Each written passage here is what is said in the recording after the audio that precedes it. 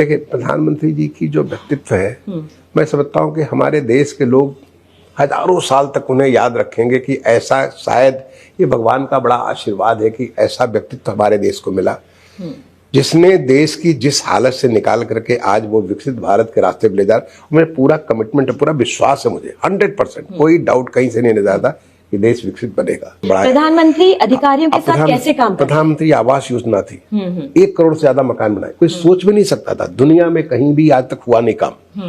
1 करोड़ मकान बन गए। दोस्ती और रिश्तों की असली पहचान तब होती है जब कोई देश मुश्किल में हो और संकट की घड़ी में उसके साथ खड़ा। आज भारत के लिए श्रीलंका से आई एक खबर कुछ ऐसा ही संदेश लेकर आई। हकीम ने याद दिलाया कि 2 साल पहले जब श्रीलंका अपने इतिहास के सबसे बड़े आर्थिक संकट से गुजर रहा था, तब सबसे पहले मदद का हाथ भारत ने बढ़ाया था। उन्होंने कहा कि 2022 में जब श्रीलंका लगभग दिवालिया होने की स्थिति में पहुंच गया था, विदेशी मुद्रा भंडार खत्म हो चुके थे, पेट्रोल पंपों पर लंबी कतारें लग रही थी, बिजली संकट चरम पर था और आम लोगों का जीवन अस्त व्यस्त हो गया था, तब भारत ने लगभग $4 अरब के वित्तीय और मानवीय सहायता पैकेज की घोषणा की थी। रऊफ हकीम ने कहा कि ये सहायता श्रीलंका के लिए जीवन दान साबित हुई। मोदी साहब की तारीफें जो हो रही हैं, वो क्यों हो रही हैं? जब हम एक्सपेक्ट करते हैं कि कोई मेरे यहाँ आकर ट्रेड करे, तो मुझे भी तो कहीं जाकर ट्रेड करना है ना। It can not be a one way traffic, it has to be a 2 way traffic, give and take. मुझे दुनिया को देना है, मुझे दुनिया से लेना है। अब ये उस कंट्री को समझ नहीं आएगा जो सिर्फ लेना जानती है, सिर्फ लेकर और लेना जानती है, और उसके बदले में दुनिया को क्या देती है।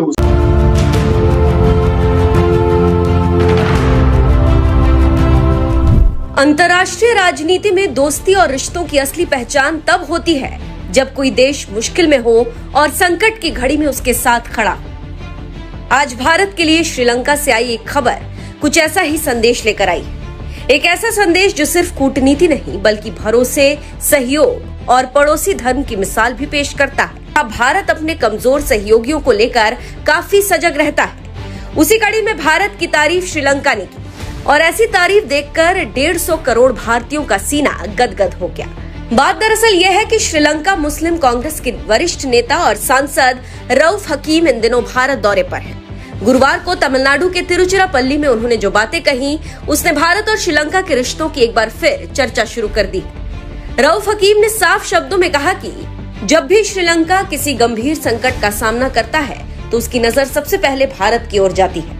उन्होंने कहा कि भारत और श्रीलंका के बीच संबंध सिर्फ पड़ोसी देशों वाले नहीं हैं, बल्कि ये रिश्ते दशकों पुराने विश्वास और सहयोग पर आधारित हैं। इसके साथ ही साथ हकीम ने याद दिलाया कि 2 साल पहले जब श्रीलंका अपने इतिहास के सबसे बड़े आर्थिक संकट से गुजर रहा था, तब सबसे पहले मदद का हाथ भारत ने बढ़ाया था। उन्होंने कहा कि 2022 में जब श्रीलंका लगभग दिवालिया होने की स्थिति में पहुंच गया था, विदेशी मुद्रा भंडार खत्म हो चुके थे, पेट्रोल पंपों पर लंबी कतारें लग रही थी, बिजली संकट चरम पर था और आम लोगों का जीवन अस्त व्यस्त हो गया था, तब भारत ने लगभग $4 अरब के वित्तीय और मानवीय सहायता पैकेज की घोषणा की थी। रऊफ हकीम ने कहा कि ये सहायता श्रीलंका के लिए जीवन दान साबित हुई। उन्होंने कहा कि हम इस मदद को कभी नहीं भूल सकते। जब पूरी दुनिया श्रीलंका की स्थिति को देख रही थी, तब भारत ने केवल बयान नहीं दिए बल्कि वास्तविक सहायता पहुंचाई। पीएम मोदी की सरकार ने उस समय श्रीलंका को आर्थिक रूप से स्थिर करने के लिए कई स्तरों पर मदद की थी। इसमें क्रेडिट लाइन, ईंधन सहायता, खाद्यान्न आपूर्ति, दवाइयों की मदद और वित्तीय सहयोग शामिल था। विदेशी मामलों के विशेषज्ञ भी मानते हैं कि उस दौर में भारत की त्वरित सहायता ने श्रीलंका को पूरी तरह ढहने से बचाने में महत्वपूर्ण भूमिका निभाई। तो पहली मुलाकात में उन्होंने, यानी एक बात तो है कि मैं बहुत ही सियासी लोगों से दुनिया भर में मिला हूँ, यही नहीं बाहर मुल्कों में भी मिला हूँ। मोदी साहब जैसा चार्मर, यानी वो जो उनके अंदर है वो खूबी है, और वो आप देख भी रहे हो ना आज जो दुनिया भर के लीडर्स के सामने वो जिस तरह से, तो वो तो हमने उनका 2003 में ही देख लिया था कि उनके पास एक है। तो हमको तो ये था कि पता नहीं 5 मिनट मिलेगी, 10 मिनट मिलेगी। तो मैंने उनसे पहला सवाल ही ये किया था कि सर आपके पास हमारे लिए कितना वक्त है। तो उन्होंने कहा जब तक तुम्हारी बातें ख़त्म ना हो जाएं तब तक।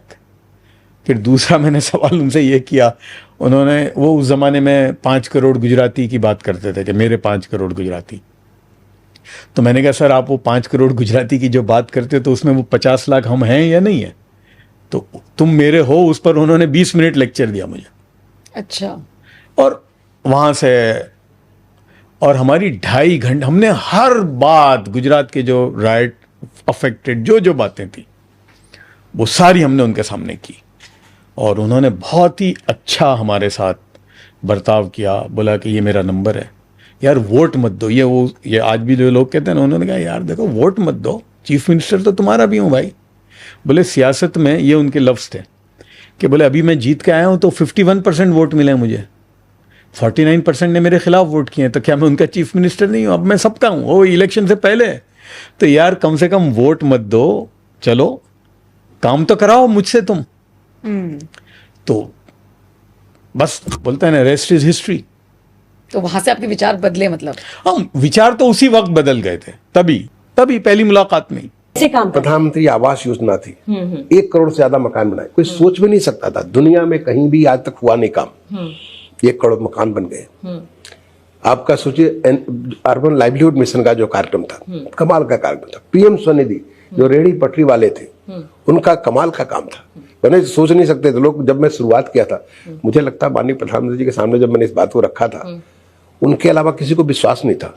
अकेले वो रहे होंगे जिसको, क्योंकि उसमें कोविड का जो बुरा दौर था, उस बुरे दौर में जब उन्होंने कुछ लोगों को बुलाया था, कुछ अधिकारियों की, बताइए क्या क्या चीज कर सकते थे, तो मैंने उसमें ये बात रखी थी। अच्छा।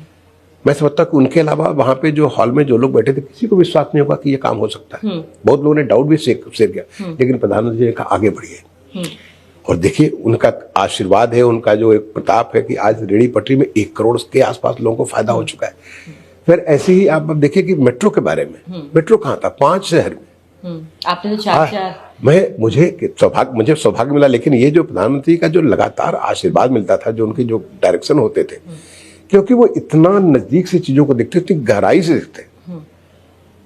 आई होप कि दोस्तों आप लोगों ने वीडियो को पूरा एंड तक दिखा। जैसा कि दोस्तों आप लोगों ने देखा होगा, हमारा भारत कई सालों से हमारा आत्मनिर्भर रहा है और वो किसी को देख नहीं सकता है। किसी पर जो संकट मंकट भी आ जाए तो हमारा भारत पीछे नहीं हटता है। इसी प्रकार अभी श्रीलंका से खबर निकल कर आई, वो श्रीलंका से बोल रहे हैं कि आज भारत ना होता तो आज हमारा क्या होता।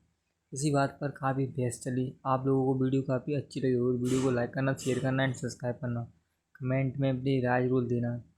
तो अगली वीडियो में हम फिर मिलते हैं। जय हिंद, जय भारत।